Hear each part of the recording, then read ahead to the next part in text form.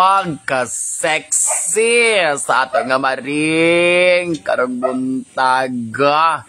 Naka-pink ang atong bongga nga maring. Unsa kaya giluto? Isda di ay mga maring ang iyang giluto karong buntaga niya. Murag nakasimhot ang mag-iro mo nang gapaghot-aghot siya. Wow, ang tinola nga perti kalami kadagko sa hiwa mga maring.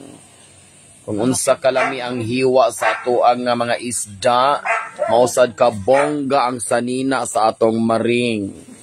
First time niya nagisuot ang iyang beautiful kay nga sanina, murag pang simba man tingali ni niya.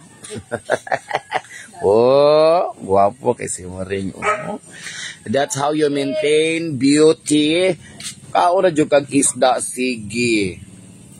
Sabawan ra nimo og maaloy, tanglad gamay nga bugkos, kinuha sa silingan, aw. Daog na dayon. Sa mga nang amo nga paniod to mga maring, ang lamian nga tinula ni Maring Evelyn. Wala pa na natiwas, iya pa ng timplahan, pero unya mulami na gyud na ang pinakalamian gyud.